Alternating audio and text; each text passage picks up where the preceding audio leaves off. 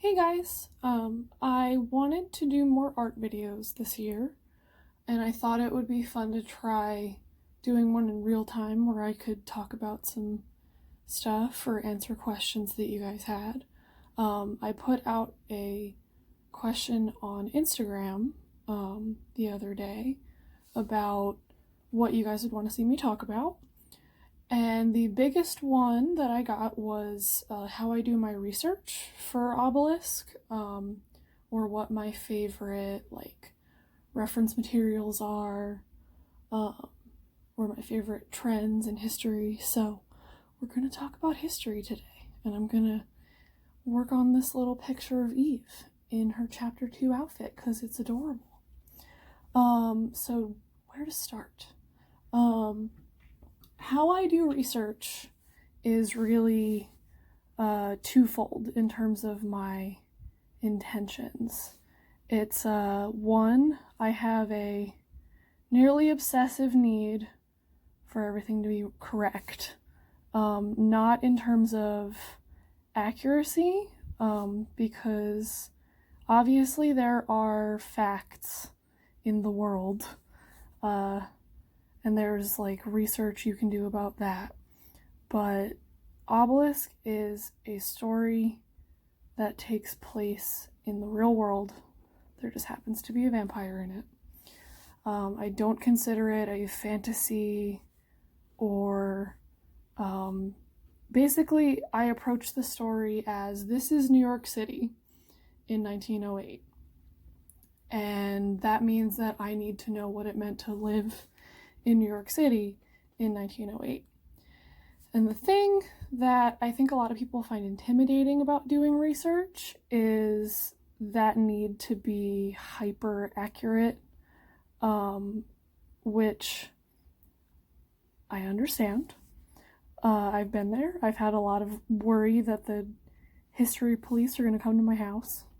But a thing that I think is really freeing is once you know sort of the basic climate or the basic, I don't know, rules of that time period.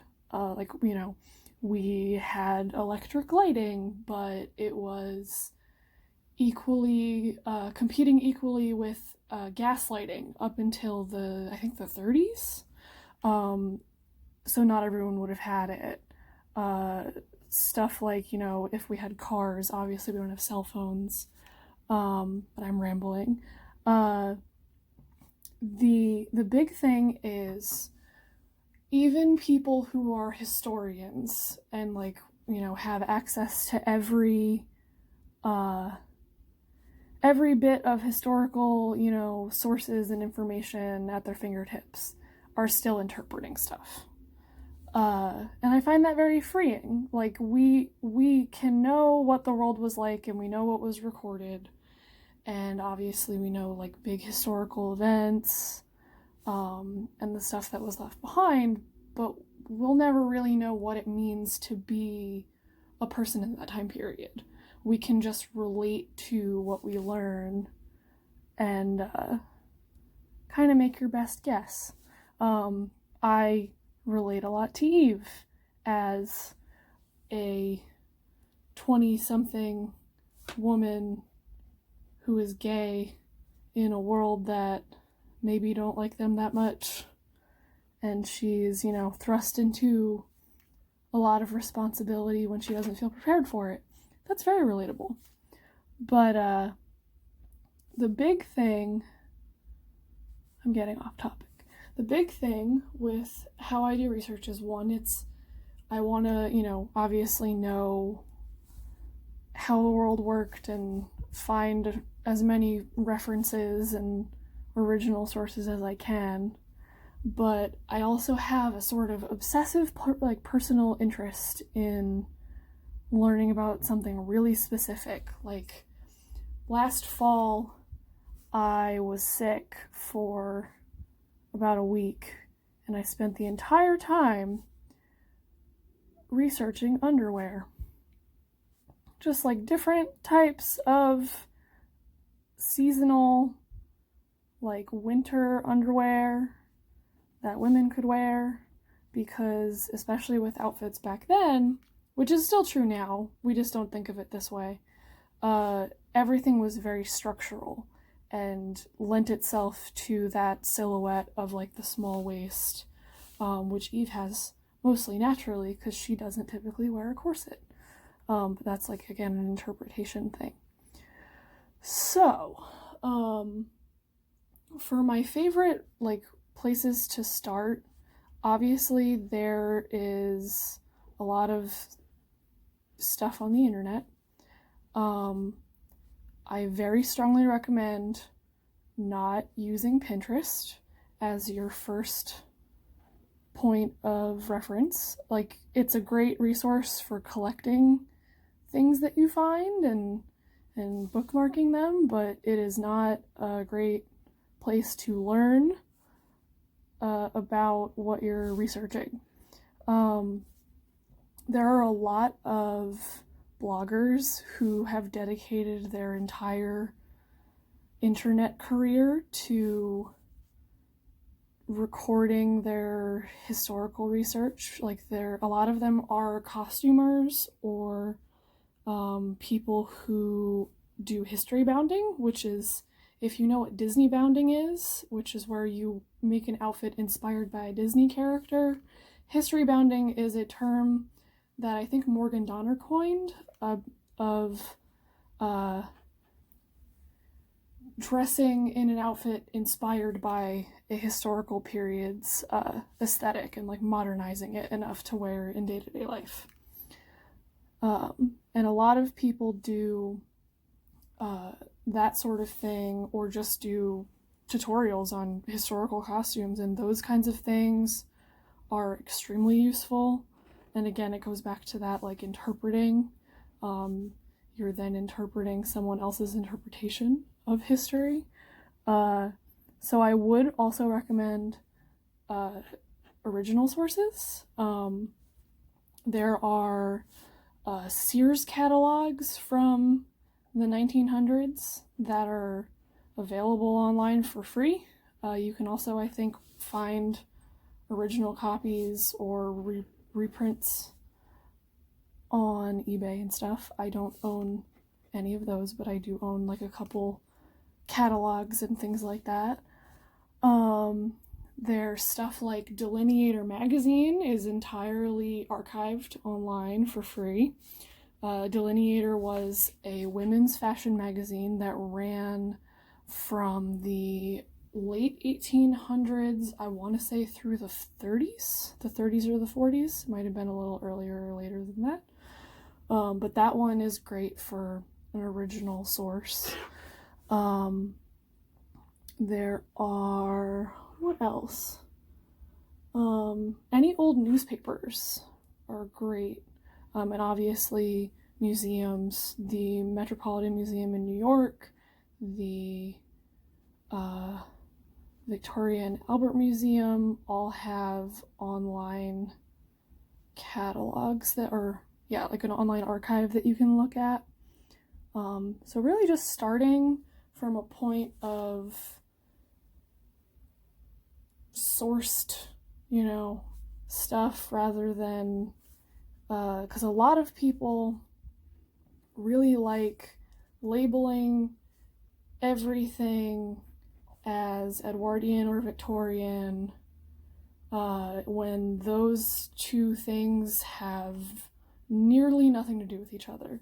Obviously, like, the Edwardian period, which is, if you don't know, it's from 1901 through, I guess you could say, through the mid-1910s, because then we get into World War I and everything. The Edwardian period obviously is influenced by Victorian, because it came afterwards, and we don't live in a bubble, but even just with Victorian stuff, that's 100 years that people talk about like it's one individual thing. So a lot of it is like knowing what you're looking for, knowing, you kind of learn the silhouettes. of the time.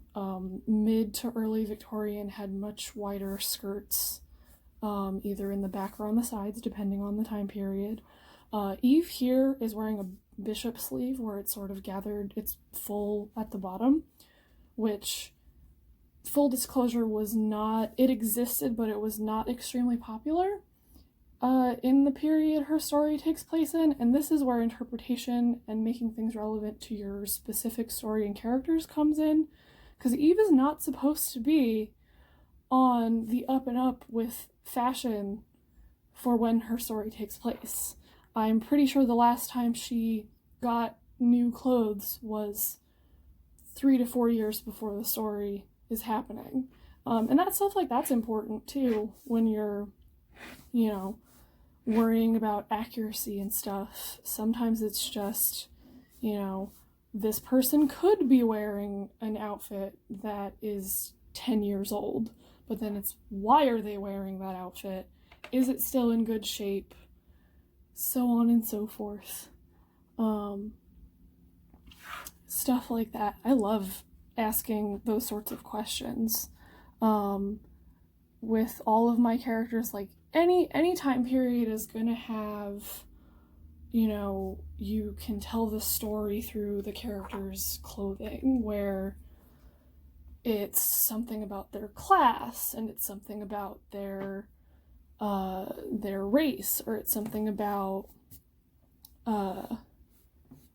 just what they enjoy as a person, how modest or immodest they are, or how they want to be seen. And for the Edwardian period, I feel like some of those things are a lot more obvious than we think of them today, especially in regards to class and wealth. This was a time period where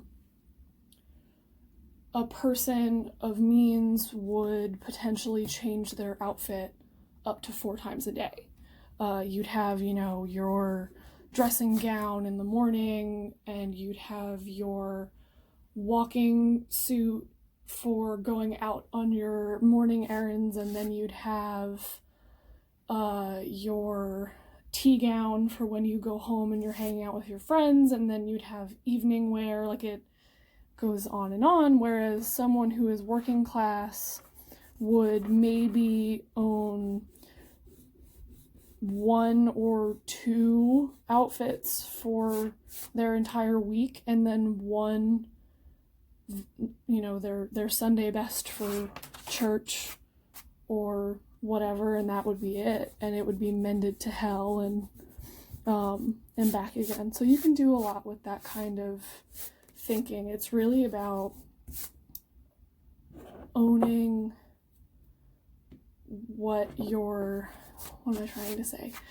It's really about knowing how to ask the questions rather than just making assumptions about what you're trying to say, I guess.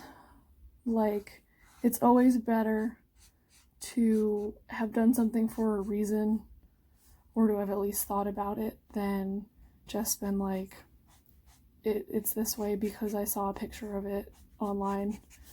But there's still room for just doing stuff because you thought it looked cool. So, okay, I stopped for a moment to review what I had so far and slapped some random colors on here, and we're gonna keep going. The big thing with asking questions related to your story and how you're interpreting your historical information is kind of just making it relevant to that character, or like what your needs are, everything. Like, I don't usually everything has a sort of tipping point where it's like you can't know what it's supposed to be, quote unquote, but you can make it something that you would want to see in your story or in the world in general. Like I mentioned earlier, Eve is not supposed to be a extremely fashionable person. I think a modern reader may not pick up on that because, one, I might love drawing fancy clothes too much, but I think anything that involves a bow tie or a vest tends to read as like high end to most people today, which is fair. Obviously, our aesthetics and everything have changed in 100+ years. But for Eve, her aesthetic is very much rooted in a sort of masculine stereotype for women of the time. If you look up like satire about suffragettes from the period, there are a lot of this sort of women wearing vests and women wearing sort of masculine coded things that wouldn't be that masculine by modern standards. A big one is boots or not wearing flowers. The suffragette movement in reality adopted a very feminine silhouette or a very feminine means of dress to kind of counteract that stereotype, which would be one reason among many that Eve would not actually be part of the suffragette movement. And that's the sort of thing that you can get into when you're researching stuff. Just that kind of interpretation of like, it's things that might not ever come up in the comic at all, but it's neat to think about, I guess. I am off topic now, aren't I? So that's the other question I had. It was my favorite trends or my favorite like historical period in general. For me, I tend to be very fixated on my projects and like comic ideas and stuff that's relevant there. I don't really do research of random periods unless it ends up being relevant. Like I know a little bit about the later 1800s because, you know, that's relevant to when Eve or other characters in Obelisk were younger, and obviously older time periods are relevant to Margot. But in general, I feel like my area of expertise is roughly 1900 to 1935 because I also had a lengthy period where I was very into the history of the American mob. So I know a lot about that. And then I know a lot about the 1950s because that is when Henry's stuff takes place, and I do have a concept for a graphic novel for her where she is the protagonist, but that's sort of on the back burner right now. It is very fun though to jump between historical periods, and you know, I go from Edwardian to mid-century America, and all of a sudden people have visible necks and short sleeves. And it's like, oh man, I got to draw blue jeans. What is this? But it has like opened my eyes to a lot of stuff that I wouldn't have thought of or known about. Like New York City got its first electric streetlights on Broadway in, I want to say, 1902? It might have been 1882, now that I think about it. I have it written down somewhere. Don't quote me. I'm not here to educate. I'm just rambling. I'm endeavoring to not make these colors look like St. Patrick's Day. I don't know how successful I'm being, but there we go.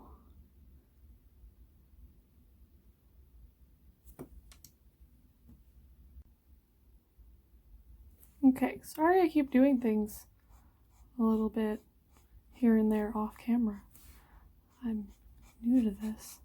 And to correct myself, because I checked, it was 1880 specifically that Broadway got streetlights, or electric streetlights. I think they had gas for a long while before that. It was 1882 that the first power grid was opened, that Edison did. Now we know. What else? Outside of what I've already talked about, there are a couple resources that I do have in book form. There's a really, really useful book that's actually right on my desk right now called the Victorian House Style Handbook, and I believe there's also an Edwardian one.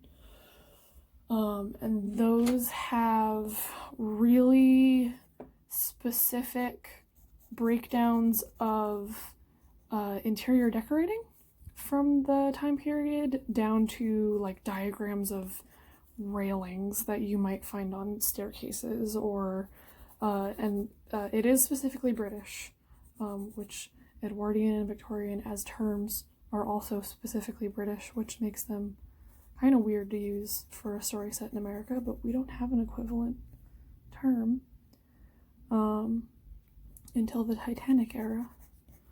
But both books, or the one that I have at least, are very, very cool if you need background references. And there are just a lot of things out there in terms of,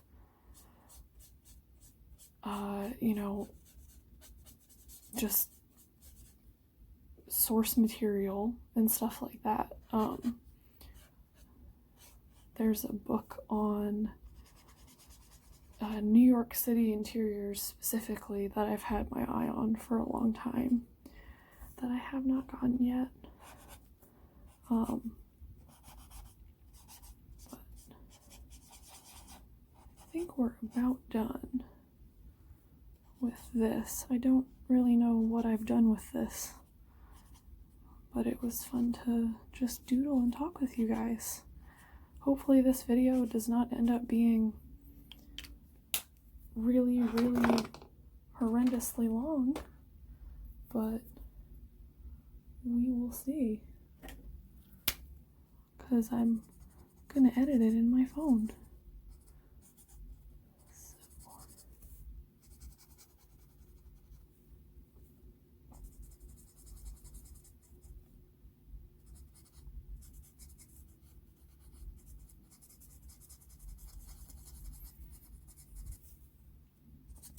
But definitely let me know if you guys want to see more of this sort of thing, because every once in a while it might be fun. So, there we are.